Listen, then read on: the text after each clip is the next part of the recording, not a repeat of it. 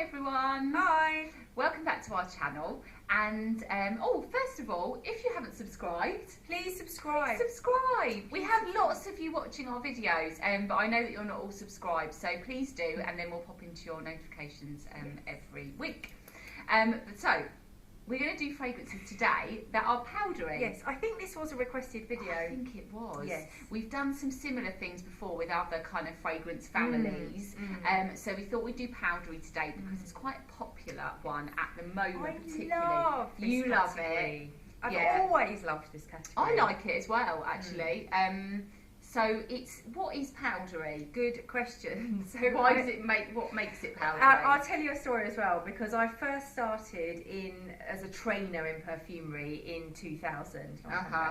And Flower by Kenzo came out. Now we actually haven't chosen to talk about Flower by Kenzo today, but if you want a sort of classic powdery fragrance, yes, the eau de parfum of that is quite a good one to benchmark. We've definitely talked about it before, so you could find it. Now I think I was being trained, and the trainer introduced it to me, and the first thing she said was powdery, and as a kind of novice, didn't really know that much, I was thinking, powdery, that's a funny way of describing a smell, because it's a texture. Yeah, it's true. Yeah. But the more that I have worked and sort of lived with perfumery, you do realise that a lot of textures describe smells really well. Definitely. And the idea of a powdery sense of all the things that powder evokes, the softness, makeup smell, sort of like soft dust, cashmere, all those things. That's the powdery category.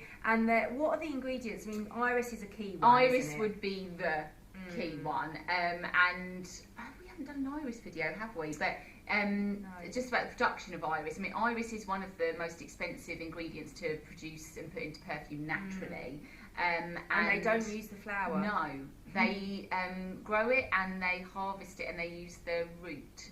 And the root is dried. It's sometimes called a rhizome. It's very bulbous root. Yeah, it's like a ginger. Yeah. And it's dried for like 6 years. Long time, which is why it's so expensive as well, time consuming. Ground down and then distilled, I think. Or maybe it's macerated. I think either. Yeah. And then you get an oil. Yeah, because it's often you get a kind of buttery substance, like an oily absolute substance. Yeah, exactly. Yes. But you iris butter. Also get a lot of powder from other flowers like heliotrope as well. That's true. And violet. Musks. So, musk, obviously, musk particularly. Yes, I mean, musk was originally quite animalic smelling, but now it's made synthetically. The perfumer can really use their skill to take it any way that they want. Sometimes it's taken towards a white musk way. Yeah, exactly. So let's have a look at a couple of different ones that of the fragrances that Sarah and I work with. We've picked some different powdery notes. Why don't you start? Okay, so the first one is Powdery. From Van Cleef Arpels. So Van Cleef Arpels have this collection called the Collection Extraordinaire, which are a kind of premium collection, and within that they have different fragrances, normally based around one or two key ingredients. Yes. So this one, Powdery, is wood and iris. So let us have a try. Love this. Now it's funny because I've been wearing this. And when I first smell this, I don't smell powder. No. I smell pencil shavings. Yes, and I can totally agree with that. Yes. But that's still powdery in a way, isn't it? Because pencil shavings are kind of, crumbling. They move. Yeah. But because it's not for me a overtly traditional iris smell. No, it's not. No, it's a woody iris. So it's very nice though. It has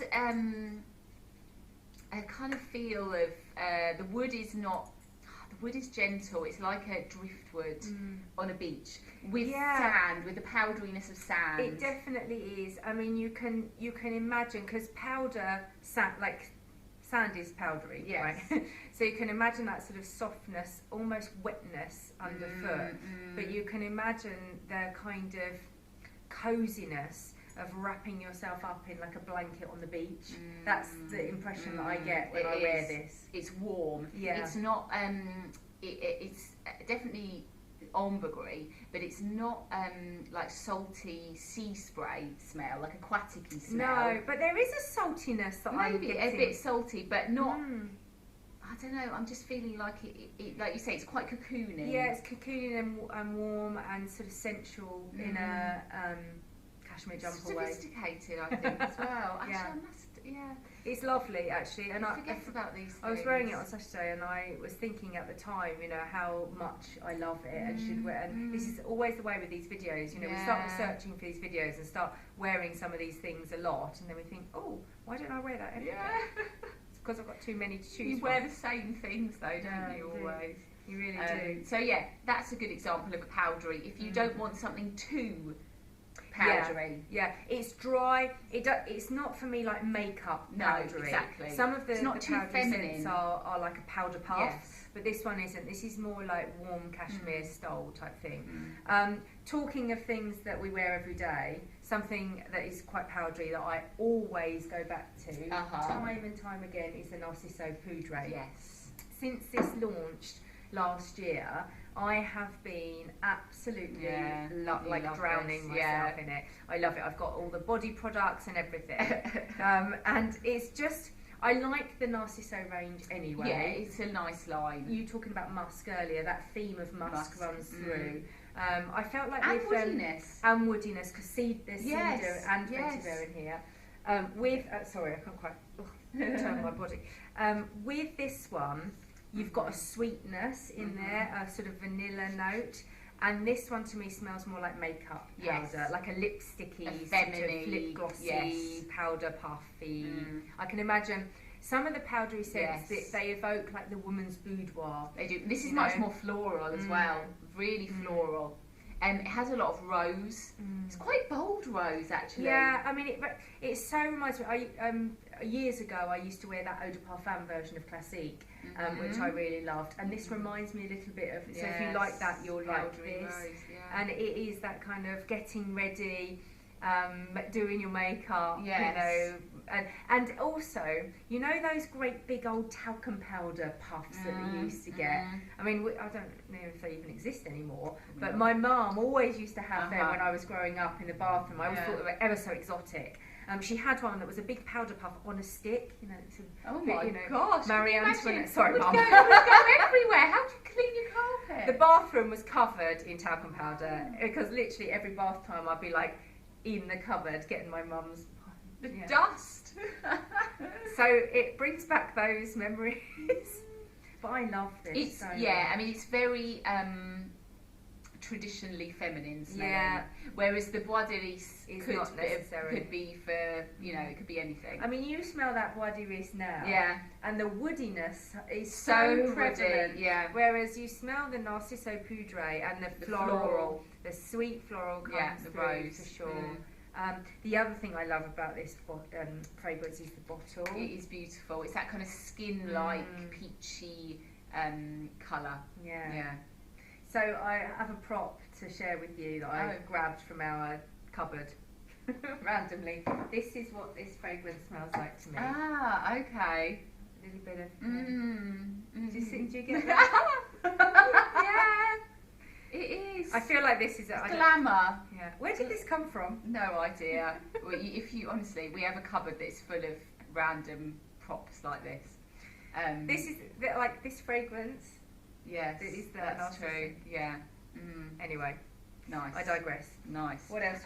One more to show you, which is one you might well not have heard of because it's only available in a couple of places. Only, in the UK, a couple of places. It's by Bulgari. It's in the Bulgari Le Gemme collection, which is their high price. Look at that box. I mean, really, it's prestigious. I think there's one in here as well. Yeah. It feels heavy enough. This is like a jewellery box. It is. I quite like big packaging. Yeah, it's like a jewel in there. I feel like if I'm going to spend that kind of money for fragrance, I want a nice box. Yes, definitely. Yeah. Actually, it's got and a little pulls out. It's got a little book as well. So in here, this tells us about the whole collection. The whole collection. So this is Ashlimar. Yes. So what it tells us is the amethyst. So basically, every one of these fragrances is linked to a gemstone because obviously Bulgari are a stone, jeweler. And this one, let's spray it. So it's purple, like the Amethyst, and it's really nice. Did you know that amethysts were all about meditation and spirituality? Yes, and, well, dream like. Yeah, because the name of this ashlamar apparently, in I think it's Hebrew. If there's any Hebrew speakers, it means sweet dreams. Yes. So it's kind of what you would say to someone, you know, before they go to bed to ward away nightmares. Oh, this is so good. It's so good, isn't it? There are the lavender. The lavender is so elegant and calming at the same time. But there is a touch, I can smell on first spray of this, always this green, a touch of green freshness. Not in a cut grass kind of way. No, gentle. Just in a brightness. Like I'm lying in a lavender field. As we said, the sun's coming. Yes. Yeah. Lavender's one of my new favourite things. Is actually, it? I think. I've always liked lavender. No, I haven't always, but recently I'm really liking it. What's great about this as well, I mean, the powderiness is comes from iris in this, yeah. But you've also got heliotrope and violet in there as well. So those kind of three together bring that gorgeous sort of, I mean, you can imagine sitting in a field of purple flowers, slightly sweet. The powderiness is like more of a dusting on this one to me. That's true. So if I don't have a prop for dust. No. But I had my feather fan out for Narciso with my boudoir and my powder puff.